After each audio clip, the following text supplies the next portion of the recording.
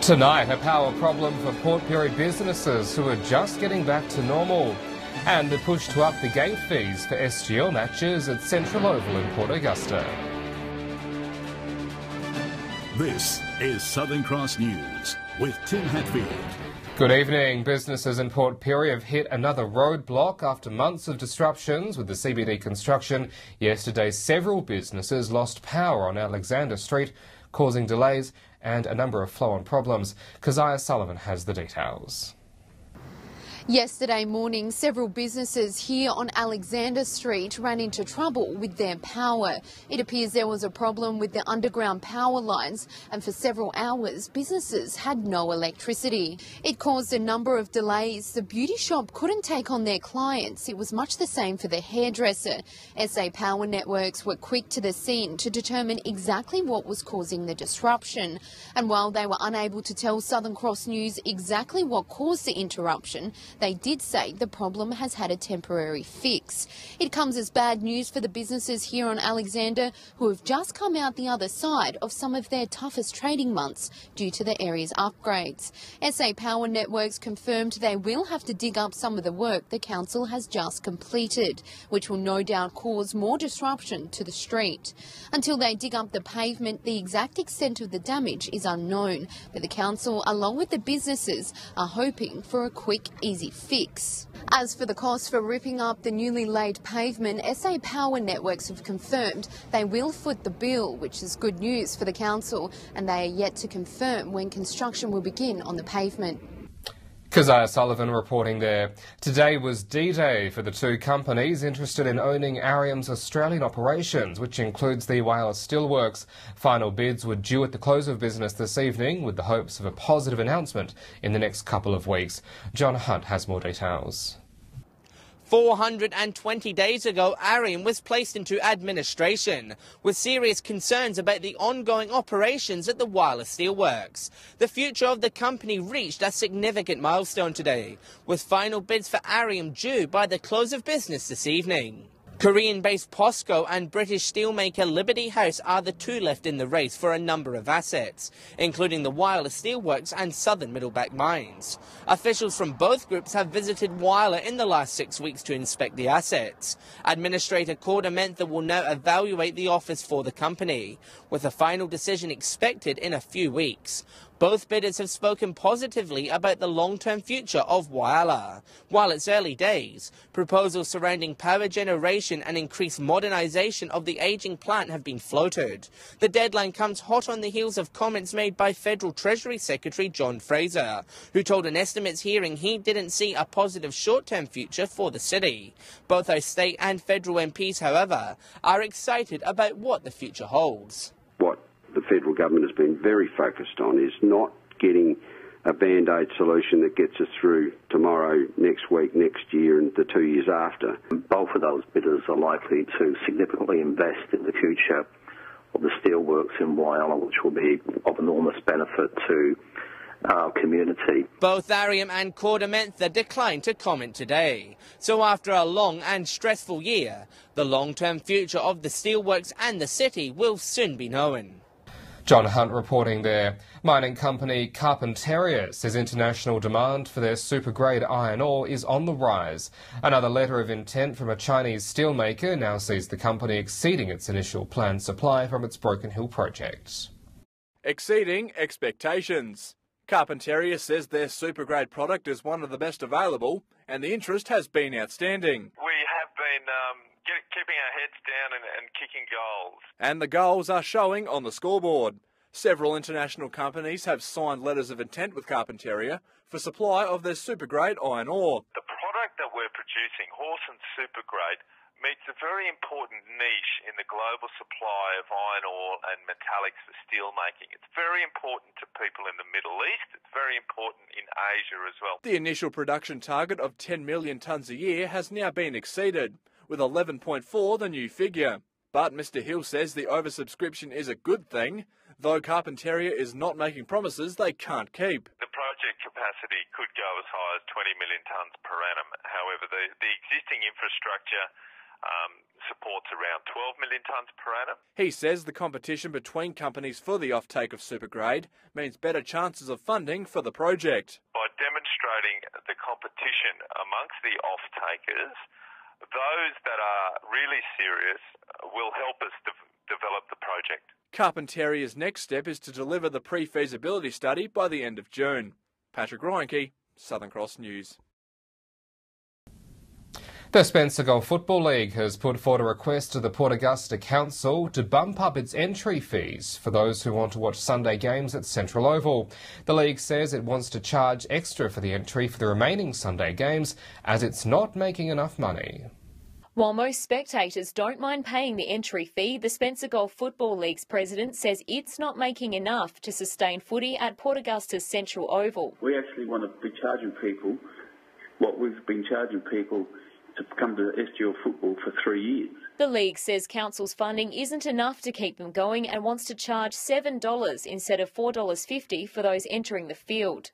Like other clubs in the region, the $7 fee would be at Sunday football-only games and the league would take home $2.50. They have requested that the gate fee go from $4.50 to $7. Now, as a result of that, the $4.50 would still continue to roll into council for council to be able to pay for the maintenance and so forth. But Mayor Johnson says the league didn't want to play the proper game. Certainly the correspondence that the SGL gave us is in their words. They were comfortable that the majority of the community would support it, and certainly their members supported their clubs and their clubs members supported it, and the indication that they gave us. We did ask them to give some evidence around it, which they didn't, so obviously we've just said that's fine, that's cool. We're happy to lead the process in terms of consultation. But the club said they shouldn't have to consult the community. I'm not sure what other sporting body in the world goes back to the members of the public, the spectators, and ask them if they're allowed to put a price of to get into their sporting event. I'm sure he does that. I've never heard of this before, but that's typical of this council. Despite the league's objection, the council says it's welcoming the community's feedback. Amelia Simpson, Southern Cross News. Stay with us. Still to come in tonight's local news, a leading SA businessman's push for a grain export hub on the EP. We'll hear from Rob Chapman next.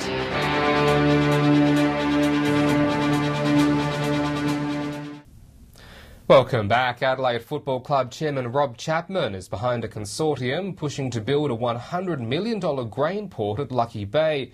The project is seeking investors to raise the multi-million-dollar capital, which aims to provide an alternative port for grain growers on the Eyre Peninsula. Lucky Bay is set to receive a multi-million-dollar port redevelopment in the next 12 months to give grain farmers an alternative transport option. Rob Chapman says transshipping methods for exporting grain will save local farmers money. Building expensive infrastructure these days is increasingly harder because it requires capital. Building a mini port that might cost you somewhere between $50 and $100 million allows you to put it onto the transship, take it out to a bigger bulk carrier in the middle of Spencer Gulf and export that wheat to its final destination. The Lucky Bay port is currently used to ferry passengers to the Yorke Peninsula, but the group says local grain growers are keen to back the hub's potential. A fair chunk of that equity we hope will come from farmers in the catchment area, and a lot of those farmers have already indicated support for the port and as a consequence will become shareholders. The project will also be a welcome boost to the local economy, the port creating additional employment on the Eyre Peninsula. Importantly, it's great for the economy up there because it will create something like 50 jobs. So good for everybody. It's our intention to hire the locals. The proponents are aiming to raise $40 million and have already received support from the state government for investing in the region. End of harvest next year, we'll be up and running and fully operational. Jason Kemp, Southern Cross News. A motion against nuclear power in New South Wales has been unanimously passed in state parliament. It comes after the state's premier and deputy premier showed support of nuclear power during their recent trip to Broken Hill. Nuclear power in New South Wales was a suggestion from the state's premier, but it hasn't received support in the upper house. Yesterday, the National Party got a massive smackdown with the parliament rejecting their push for dangerous and dirty nuclear power. While in town for the Nationals conference earlier this month, nuclear power was a hot talking point. Deputy Premier John Barilaro said it would help secure the state's power supply in the future and the Premier welcomed debate. What I love about the National Party, what I love about the Deputy Premier is they are willing to talk about issues which are topical. They are willing to raise debate on issues which we should all consider. But Mr Buckingham's motion to not support a nuclear power station in New South Wales was backed unanimously. He says renewable energy like wind and solar is the future, and Broken Hill is a key trailblazer in that area. The future for Broken Hill and energy and economic development in New South Wales and Australia is wind, solar, pumped hydro and battery. And Broken Hill is generating a reputation as one of the leading communities in our nation in terms of those clean, green, renewable energy sector. Patrick Roenke, Southern Cross News. Port Augusta is preparing to host a Senate hearing into the positive and negative impact of defence industries in rural and regional areas. With the Coltana training area and the Woomera prohibited area close by, the hearing is said to help local businesses and those involved with defence have their say. Defence training activities have a big impact across the state's north. A Senate inquiry is set to be held here in Port Augusta next week, and we'll hear just how far that impact goes. This is just one of them in terms of the impacts of defence training facilities and activities on rural and regional communities. And so we thought it was a great opportunity to have a say in the submission stage. Regional Development was one of the companies to put forward a submission to the inquiry, securing the hearing to be held in Port Augusta. And so we just put our submission in, and this hearing is now, I think it's great for Port Augusta to have it here. It's come as a result of that. Obviously there was some interest in the submissions that were put forward. Having defence training in the region can mean work for local business, yet when some want to engage, they're faced with a complicated process. Businesses, though, have found that it's quite difficult when dealing with some of the head contractors and trying to get into the process of actually winning a tender. So that's ironing out some of those difficulties there as well. The hearing to be held in Port Augusta next Thursday will contribute to the final Senate report due in late November, and members of the public are encouraged to attend. Amelia Simpson, Southern Cross News. Over 50 eager women gathered at the Ellen Hotel in Port Pirie today to celebrate Australia's biggest morning tea. The women enjoyed a classy high tea spread while enjoying a nice hot cuppa as well. A number of raffles were run as well, handing around a money tin for the nationwide fundraiser. A candle was also lit to remember those lives which have been tragically lost to cancer. Well, stay with us when we return after the break. How a younger generation of home buyers is changing the market in regional centres. The details ahead.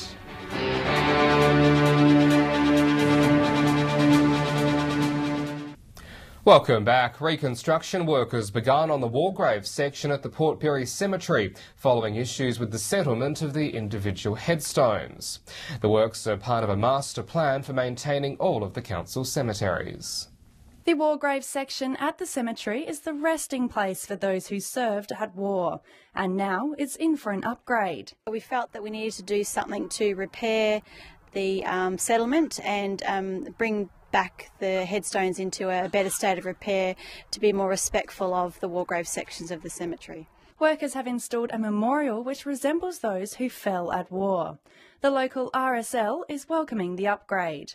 Well, it's very important for the respect, but it was looking a bit dilapidated, and there was a lot of complaints, but it's being done, which is fantastic. In the past, there have been complaints about weeds in the grass, but the council is confident they can keep it under control. Once the headstones are in place, we'll then be backfilling against the concrete beams and looking at how we can carry out weed control on the grass. The first stage of works is replacing the headstones with beams, costing the council around $40,000. Extra funding has been set aside for future maintenance. We're very conscious of the sensitivity around the cemetery and particularly the Wargrave section, so we do work very closely with the contractor to ensure that it is maintained to a high standard. The current works on site will be completed in the next couple of weeks, with the full upgrade expected to be completed next year. Rachel Nell, Southern Cross News. The real estate market is changing, with young buyers turning to the internet first when deciding to invest in housing. The recent shift means traditional low months, such as wintertime, have received a boost in pricing, along with generally low interest rates. Port Lincoln's housing market is on the move, with house values rising and interest rates at record lows for this time of year. The interest rates are historically low. They're still fantastic, even though the banks have been tweaking with them a little bit. There's some great long-term rates there. If you shop around, there's some really good deals to be had. Agents say it's likely the strong performance of Port Lincoln's industries have boosted confidence in the market. All of our numbers are up on this time last year, so that's exciting. It would be great to see a bit of rain because farmers are big investors in real estate in the area, but the fishing industry is going very well too. 85% of buyers now look to the internet first when buying or selling a house. Younger generations have created a cultural shift in housing, where traditional means of real estate no longer apply. The old traditional, look in spring, buy in summer, I think has changed a lot because the younger buyers are so used to buying whatever they want online that they're searching the market, surfing the net, and so I actually think winter's a great time for selling. And Steve is confident Port Lincoln's thriving tourism economy will continue to build the housing market for years to come. Wherever you go nowadays, people talk about the Port Lincoln shark cage diving and the beautiful areas, the wineries, and it's just a great place to go, the beaches, the surfing. So we're very, very lucky. Even though we're a little remote, we're so close to the big cities if you want to get here. Jason Kemp, Southern Cross News. Well, time now to see how it's shaping up at the pump, and it's been mixed results for petrol prices around the regions this week. Here's Patrick with this week's Fuel Watch. Well, prices have been a bit unpredictable this week, so it would be wise to shop around before heading to the Bowser. Starting with unleaded, and Port Pirie has ticked up to $1.27. Port Augusta still remains as the cheapest in the Spencer Gulf at $1.25 after yet another week of no movement. Whyalla is one of the most expensive, staying on $1.29, while Port Lincoln begins a downward trend. Here in Broken Hill, we're holding steady on a very savvy $1.28. It's bad news for city drivers, with a 23-cent spike sending the price back up to $1.38. To diesel now, and Port Pirie and Port Augusta have gone up by a cent or so. Whyalla stays put on $1.27, Port Lincoln is hanging in on $1.25, and Broken Hill is breaking even on $1.30. Adelaide is the only one to see green, but it's only a minor drop. So, a volatile way to end the month of May. Let's hope prices start to tick back down as we come into June. Just a reminder that these prices are the regional averages, and they do not reflect any one particular outlet. If you are shopping around and find a spot that does sell it for cheaper, be sure to let us know on our Facebook page. Tim. Thanks, Pat. We'll stay with us after the break. A look at how the local weather is panning out for the rest of the week and into the weekend.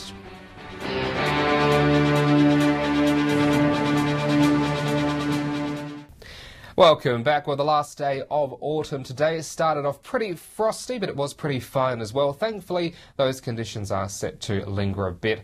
Got to 17 in Port Augusta today, with 16 in Whyalla and Port Pirie. Port Lincoln also 17 and cloudy, and a sunny 14 over in Broken Hill. On the national satellite, a high moving south of the region is keeping us generally clear of any major cloud cover.